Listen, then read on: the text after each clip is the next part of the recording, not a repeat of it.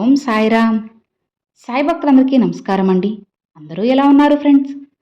మన సాయినాథుని దయ వల్ల అందరూ బాగుండాలని మనస్ఫూర్తిగా కోరుకుంటూ ఈరోజు ఈ వీడియోనైతే స్టార్ట్ చేస్తున్నాను.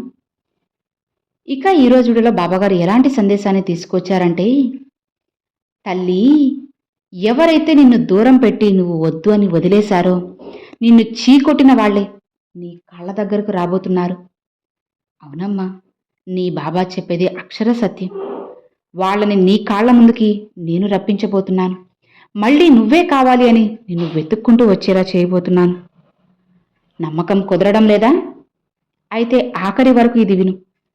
ఖచ్చితంగా నీ జీవితాన్ని మార్చే ఒక శుభవార్తని, ఒక చక్కటి వార్తని నీ బాబా తీసుకువచ్చేశారు. వింటావు కదా? ఇప్పుడే విను అని బాబాగారితో చెప్తున్నారండి. మరి బాబాగారు మనకి ఏం చెప్పబోతున్నారు, ఎలాంటి సందేశాన్ని తీసుకొచ్చారో, అసలు ఈ మాటల వెనుక ఉన్న ఆంతర్యం ఏమిటో, ఈ మాటలకి అర్థం ఏమిటో, ఇలా ప్రతిదీ కూడా స్వయంగా మనం మన సాయి తండ్రి మాటల్లోనే విందామా? బిడ్డా, ఎవరైతే నువ్వు వద్దు అని నిన్ను చీకొట్టి, అందరి ముందు నిన్ను అవమానపరిచి, నిన్ను ఇబ్బంది పెట్టి నీకు దూరమయ్యారో, ఇక వాళ్లే నిన్ను వెతుక్కుంటూ నీ దగ్గరికి రాబోతున్నారమ్మా.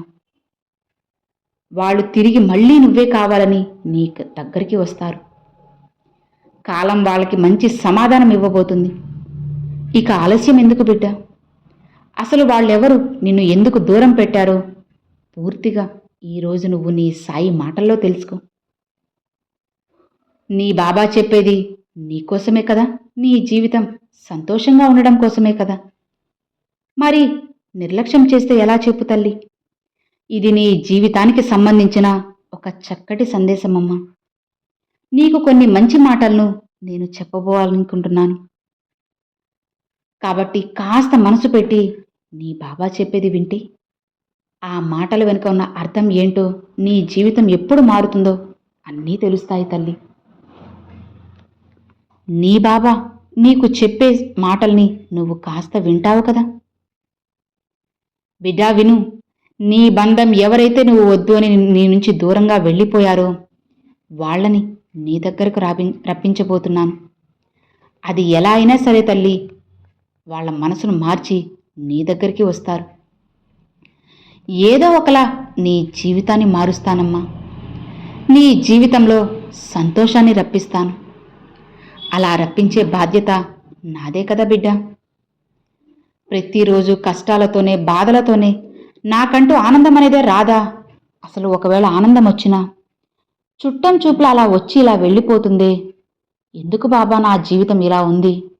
అసలు ఏంటి తండ్రి ఇది? ఈ కష్టాలను నేను ఎటూ కూడా ఆపలేకపోతున్నానే. ఇవి ఎందుకు శాశ్వతంగా భూమిలా ఇలానే నా దగ్గర స్థిరపడిపోయాయి? అన్నీ నాకే ఎందుకు ఇలా అని ఎప్పుడూ కూడా నువ్వు నా దగ్గర కన్నీళ్లు పెట్టుకుంటూనే ఉన్నావు కదా. నా జీవితం ఇంతేనా సాయి? అసలు మార్పు అనేదే రాదా? ఎందుకు బాబా ఈ కష్టాలన్నీ కూడా? నేను ఎవ్వరితో ఏం చెప్పుకోలేకపోతున్నానే. చెప్పాలంటే ఈ కష్టాలకి అలవాటైపోయానే బాబా అని ఈ విధంగా నీ మనసు బాధపడిపోతుంది కదమ్మా. ధర్మంగా ఉండడమేనా బాబా నేను చేసిన తప్పు? మీరు చెప్పినట్లే కదా నేను వింటున్నాను అని అంటున్నావా? మళ్ళీ మీరు నాలో కొత్త కొత్త ఆశలు ఏవీ కూడా రేకెత్తించొద్దు బాబా. ఏదైనా శుభవార్త వినిపిస్తారేమో అని నేను అయితే రోజూ ఎదురు చూస్తూ ఉన్నాను. కానీ ఆ రోజంటూ నాకు అసలు వస్తుందా? అసలు నేను నిజంగా ఏదైనా సరే శుభవార్తను వినగలనా బాబా? ఆ నమ్మకమే నాకు అసలు పోయింది. ఇక మీరు నా జీవితంలో ఎందుకు ఇలా అబద్ధాలు అన్నీ చెబుతూ ఉన్నారు? ఎందుకు నా జీవితాన్ని దినదిన గండంగా మార్చేస్తున్నారు బాబా అని అంటున్నావా? బిడ్డా, నా మాటలు వింటే నీ మనసంతా పూర్తిగా ఏదైతే నిరాశతో ఉందో అది సంతోషంగా కలిగేలా చేస్తాను. ఇలా చూడు, బాధపడుతున్నావు కదా? ప్రతి ఒక్కరికి కూడా ఎన్నో కోరికలు, అలానే ఎన్నో కలలు, ఆశలు ఇలా ఎన్నో ఉంటాయమ్మా. అన్నీ కూడా తీరాలి అని చెప్పి అందరూ భగవంతుని ప్రార్థిస్తూనే ఉంటారు. అయితే నీ కోరికలు లేనటువంటి వాళ్ళంటూ ఇక్కడ ఎవరైనా ఉన్నారా చెప్పు? ఆలోచించు. కేవలం కొద్దిమంది మాత్రమే. ఆ కోరికలు అనేటివి నెరవేరుతాయి. అదృష్టం పడుతుంది. మిగతా కొంతమందికి ఏంటి అంటే వాళ్ళు కష్టపడుతూనే ఉంటారు, కానీ కోరికలు అనేటివి నెరవేరకుండా ఉంటాయి. కోట్ల మందిలో అదృష్టవంతులు కొంతమందే తల్లి. ప్రతి క్షణం కూడా ఆ సమయాన్ని అంతా కూడా వృధా చేసుకుంటూ కష్టపడినటువంటి వాళ్ళే. కానీ ఎవ్వరూ కూడా ఊరికే కూర్చున్న వాళ్ళు కాదు. వాళ్ళ యొక్క జీవితం చాలా సంతోషంగా ఈరోజు ఉంటుందంటే నువ్వు కూడా వాళ్ళలా కష్టపడుతూ నీ యొక్క జీవితాన్ని నువ్వు మార్చుకోవాలి. నీకంటూ కూడా ఒక సమయం అనేది వచ్చేసిందమ్మా. నువ్వు ప్రతిరోజు నా దగ్గరకు వచ్చేసి ఇలానే అంటున్నావు కదా, బాబా నా కష్టాలు ఇక నా వల్ల కాదు, ఇక నా కన్నీరు మొత్తం ఆవిరైపోయింది బాబా, అసలు కష్టాలనేవి సమస్యలు ఏవి కూడా తీరక మనసంతా కూడా చిందరవందరగా ఉంది, అసలు ప్రశాంతతే లేక కంటికి నిద్ర అనేది లేక అల్లాడిపోతున్నాను బాబా, నవ్వుదామనుకున్నా సరే నా వల్ల కావడం లేదు, అందరూ నవ్వుతూ బ్రతుకుతున్నారు, కానీ నేను మాత్రం నా ముఖంలో కన్నీరే శాశ్వతం అయిపోయింది అని అంటున్నావు కదా. పెదవులు దాటి నవ్వు బయటికి రావడం లేదు సాయి. మీరే ఆలోచించండి, నేను ఎంత కఠినమైన పరిస్థితిలో ఉన్నాను అని అడుగుతున్నావా? మీరు చూస్తూనే ఉన్నారు కదా బాబా, నేను ఎలాంటి పరిస్థితిలో ఉన్నానో. నాకన్నా నా విషయాలన్నీ మీకే తెలుసు కదా. ప్రతిరోజు కూడా మీరు నన్ను చూస్తూ ఉన్నారే, మరి ఎప్పుడు అర్థం చేసుకునేది అని అడుగుతున్నావా? బిడ్డా, నిన్ను నేను చూశాను, అర్థం చేసుకున్నాను, కాదనడం లేదమ్మా. నీ బాధ నిజమే.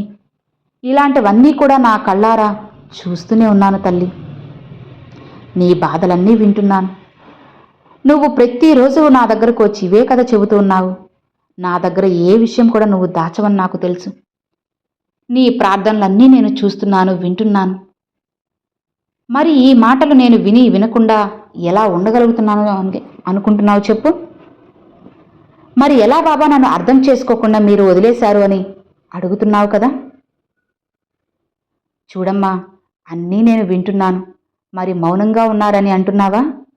లేదు తల్లి, నీ కంటికి కనిపించకుండానే నీ వెనుక ఎన్నో పనులు చేస్తూ ఉన్నాను. నీ బాధలు, కష్టాలు, కన్నీళ్లు వీటన్నిటినీ కూడా ఒక్కొక్కటిగా తీర్చడం కోసమే కదా ఈరోజు ఈ సందేశాన్ని తీసుకొచ్చాను.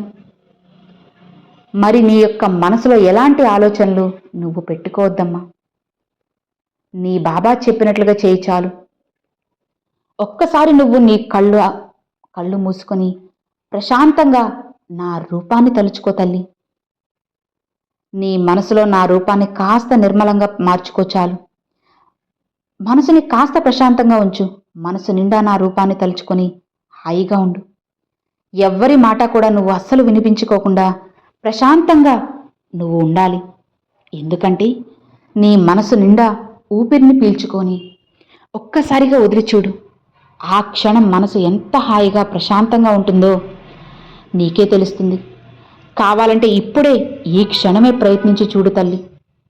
నా మాటలు వింటూ కూడా నువ్వు చేసి చూడు. తప్పకుండా నువ్వు నన్ను చూస్తావమ్మా. ఒక్కసారి నీ ఊహల్లోకి వెళ్ళిపో. ఇంతకన్నా మంచి సమయం ఏది ఉండదు తల్లి. వెంటనే నీ జీవితంలో ఎంత అద్భుతంగా మారిపోతుందో నువ్వే చూస్తావు. నీ కళ్ళల్లో నేను చూపిస్తాను. సంతోషంగా ఉంటావమ్మా. నీ కళ్ళకు కట్టినట్లు కనిపించే విధంగా నేను చేస్తాను. నీ కలలన్నీ సాకారం చేస్తాను. ఇలా చూడు తల్లి, నువ్వు ఎంత ఆనందంగా, నీ మనసు అనేది ఎంత ప్రశాంతంగా ఉంటుందో నువ్వు కూడా ఖచ్చితంగా ప్రశాంతంగా ఉంటావు. అది నువ్వే చూస్తావు కదా. అలానే నువ్వు ప్రశాంతంగా ఉన్నటువంటి సమయంలోనే నీ మనసంతా కూడా మంచి మంచి ఆలోచనలు కలుగుతాయి.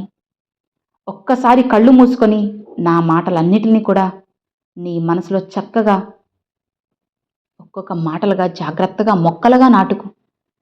ఎందుకంటే ఒక విత్తనాన్ని భూమిలో వేయగానే అవి మొక్కలవుతాయి కదా. అలానే నా మాటలన్నిటినీ కూడా విత్తనంలా నీ మనసులో నాటుకో. ఇంతటితో సరిపెట్టుకోకు. ఇక నుంచి ఈ రోజు నుండి నువ్వు రోజు మొదలుపెట్టు. ప్రతిరోజు కూడా నా మాటలను మొక్కలుగా నీ మనసులో నాటుకో. క్రమం తప్పకుండా సంతోషం అనేటువంటి నీటిని మొత్తం వేస్తూ ఉండు. ఆ తరువాత ఆ క్షణం తప్పకుండా మంచిగా ఆనందంగా మారుతుంది. బిడ్డ, అన్నీ కూడా చిన్న నుంచే పెద్దగా మొదలవుతాయని తెలుసుకో. ఒక చిన్న విత్తనమే కదా పెద్ద మహావృక్షంలా మారుతుంది. తరువాత అది తోటగా సుగంధమైనటువంటి పరిమళాలతో చాలా అంటే చాలా సంతోషంగా ఆనందంగా స్వచ్ఛంగా ఉంటుంది. ఎందుకంటే నువ్వు చెప్పినంతా కూడా నేను చూస్తున్నవి అంతా వింటున్నవి అంతా కూడా నిజమేనమ్మా. ఎలా అయితే ఒక మొక్క నాటి నువ్వు రోజు వాటికి ఆనందం అనే నీటిని పోస్తూ ఉంటావో ఆ క్షణం నుంచి నీ జీవితం అంతా కూడా మారిపోతుంది తల్లి. ఒక విత్తనానికి నీళ్లు పోస్తే అది వృక్షంలో ఎలా అయితే మారుతుందో అలానే నీ జీవితం కూడా మారుతుంది బిడ్డ. నువ్వు ముందు నమ్మకం అనే విత్తనాన్ని నాటు. ఆ నమ్మకం అనే విత్తనం పెరిగి పెద్దదయ్యి నీ జీవితాన్ని మారుస్తుంది. ఒక మహావృక్షంలా నువ్వు తయారవుతావు, గట్టిపడతావు తల్లి. ఎప్పుడు దేన్ని కూడా అనవసరంగా ఆలోచించి మనసుని పాడు చేసుకోకు. ఇక్కడ ఏదీ మారదమ్మా. అన్నీ నీ బాబా చెప్పినట్లుగా నీ సాయి ఆజ్ఞతోనే మారుతాయని తెలుసుకో. అంతా కూడా విధి ప్రకారంగానే జరుగుతూ ఉంటుంది. నువ్వు ఆపలేవు కదా, కాబట్టి అనవసరంగా ఆలోచించడం ఈ రోజుటితో మానేసే. మంచి ఆలోచనలు మొదలుపెట్టు. నీ మనసు నుండి అన్నీ దూరంగా విసిరిపడేసే. అప్పుడే నీ మనసు అనేది ఎంత తేలిక పడుతుందో నువ్వు చూడగలవు. బిడ్డ, ఆలోచించు.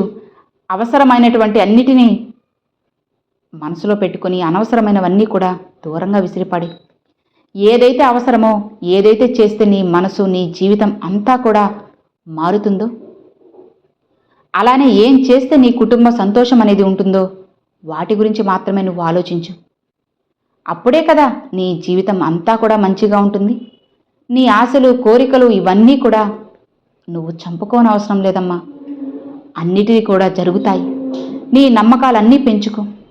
అప్పుడే నువ్వు ఆనందంగా ఉండగలవు. నీ బాబాని నేను చెప్తున్నాను కదా. నీ మనసులో దేని గురించైతే బాధపడుతున్నావో, దేని గురించైతే ఇంతలా ఆలోచిస్తున్నావో, ఏ డబ్బు లేదు అని ఎవరైతే నిన్ను అవమానపరిచారో, ఈ లోకానికి నిన్ను చాలా చిన్న స్థాయిలో చేసి చూశారో వాళ్ళందరినీ కూడా నేను మారుస్తాను తల్లి. మార్చి మళ్ళీ నువ్వే కావాలని నీ దగ్గరకు వచ్చేలా చేస్తాను. అవును బాబా, నేను పడుతున్న నరక యాతన అనేది నేను ఎప్పుడూ అనుభవిస్తూనే ఉన్నానే. బాధ అంతా ఇంత కాదు బాబా, మీకు తెలిసిందే కదా. ఈ కొద్ది రోజుల్లోనే నువ్వు వినాలి అనుకుంటున్న శుభవార్త అనేది వినేలా చేస్తానమ్మా. మొట్టమొదటి శుభవార్త ఏదైతే నువ్వు కోరుకుంటున్నావో అది జరిపిస్తాను. ఎవరైతే నిన్ను చీకొట్టి నువ్వు వద్దు అని నిన్ను అందరి ముందు అవమానించి వెళ్ళిపోయారో ఇక వాళ్ళని నీ కాళ్ళ దగ్గరికి వచ్చేలా చేయబోతున్నాను. ఆ వ్యక్తులు నీ మంచి మనసు తెలుసుకుని నీ దగ్గరకు వస్తారు. వాళ్లే నీకు ఉన్నతమైనటువంటి స్థితిని చూపించి తప్పైపోయింది అని చెప్పి క్షమాపణ కోరుతారు. నలుగురిలో నిన్ను హేళన చేసి నలుగురిలో నిన్ను తగ్గించి మాట్లాడారు కదా, ఇక వాళ్ళు నీకు నలుగురిలో గౌరవం ఇచ్చి తప్పైంది అని చెప్పి నలుగురిలో నీకు క్షమాపణ కూడా చెబుతారు. ఇక ఎప్పుడు కూడా నేను ఈ పని చేయను అని చెప్పి వాళ్ళు నీకు దగ్గరవుతారు తల్లి. ఇక నీ బంధం మునుపటిలా ఎంతో ప్రశాంతంగా హాయిగా ఉంటుంది తల్లి. సంతోషంగా నీ జీవితాన్ని నువ్వు జీవించగలవు. ఏ బంధమైతే నీకు దూరం చేశారో ఆ బంధం అంతా కూడా నీకు కావాలి అని నువ్వు నన్ను రోజూ అడుగుతున్నావు కదా. అందుకే నీ మొట్టమొదటి అతి పెద్ద కోరికను నేను తీర్చాలి అని నిర్ణయం తీసేసుకున్నాను. ఇక సంతోషంగా ఉండు. ఇకపై ఒకదాని తర్వాత మరొకటి ఆర్థికపరమైనటువంటి ఇబ్బందులతో సహా అన్నీ కూడా తుడిచిపెట్టుకొని పోయి నీ జీవితం పూలబాటలా సంతోషంగా మారేలా నేను చేస్తాను. నేను నీ వెంటే ఉంటానమ్మా. నిన్ను కాపాడుకుంటూ వస్తున్నాను. నీ బాబాని గుర్తుపెట్టుకో చాలు. నీ సాయి నీ వెంటే ఉన్నారు కదా.